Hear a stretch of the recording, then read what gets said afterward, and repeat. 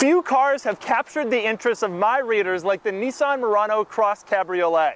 They're always sending me images and pictures and tweets of Murano CrossCabriolets spotted on the road. So about a year ago, I asked Nissan for a Murano CrossCabriolet press car to review.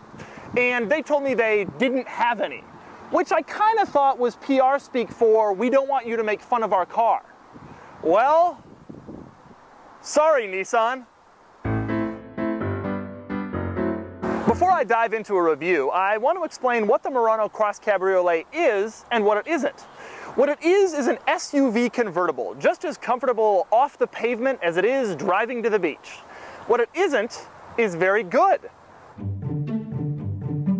One major reason the Murano CrossCabriolet isn't very good is its pricing. When this thing came out back in 2011, it cost $47,190. $47,190. For that money, you could buy a BMW. It was designed to be a combination of a fun, enjoyable convertible and a practical sport utility vehicle. But what it ended up being was just a vehicle. One major issue is rear legroom. Namely, there isn't much. And there's even less with the top up. Fortunately, there is one big benefit to being in the back seat.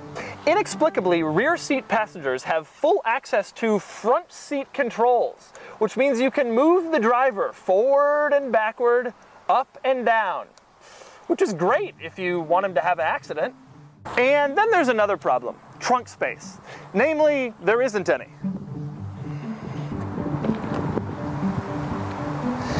I mean, yeah, sure, there's some, but not enough for 4 adults on a weekend getaway. Maybe just enough for a personal effect, like a phone charger. $47,190.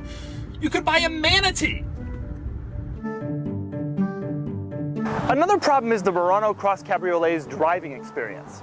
Namely, it wasn't very good.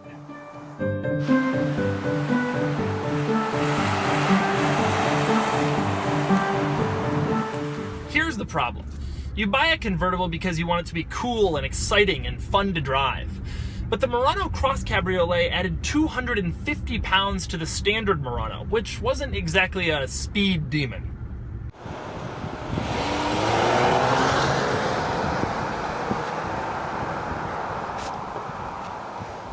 Slow. And then there's the issue of handling. The Murano CrossCabriolet is a bit ponderous, which is to say that you turn the wheel and the Murano CrossCabriolet ponders where it's gonna go.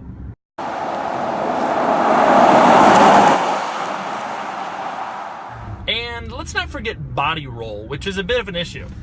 That's because the Murano CrossCabriolet has the structural rigidity of an earthworm.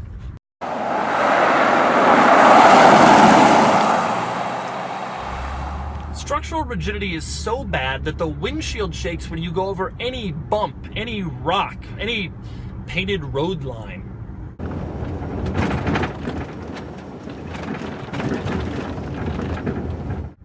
$47,190. You could buy a train.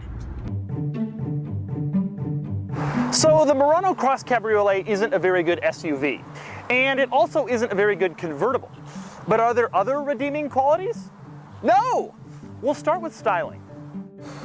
In order to make the Murano a convertible, Nissan had to redesign the vehicle in a large meeting of engineers, stylists, and marketers, which presumably took place over the phone. The result is this oddly shaped, strangely proportioned SU-vertible, which looks like nothing else on the road. Thankfully, for everyone else on the road. And then there's the issue of the doors.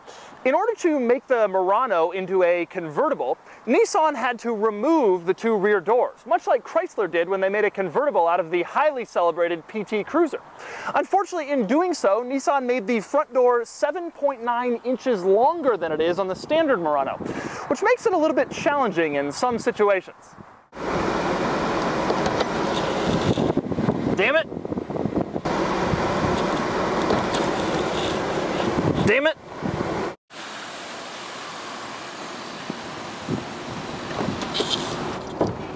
Damn it! And then there's my personal favorite thing about the Murano CrossCabriolet. Visibility. It has none. Now, with the top up, the Murano Cross Cabriolet has the same problems as most convertibles. It's hard to see anything. So Nissan decided to fit not one, but two windows in the back to help you. Unfortunately, they don't help. One window points up at the trees, the other up at the sky. Neither window points to traffic. Now, you might think things are a little better with the top down, but you're wrong. Because the Nissan Murano Cross Cabriolet is an SUV convertible, the rear deck is so high that you can barely see anything when you're backing up.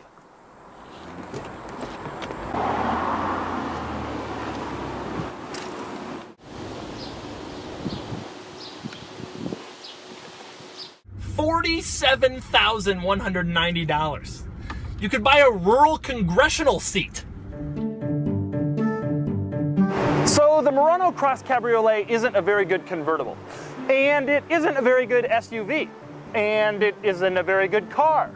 So what's my verdict? I love it! In today's modern world of boring sedans and boring coupes and boring SUVs, the Murano Cross Cabriolet stands out.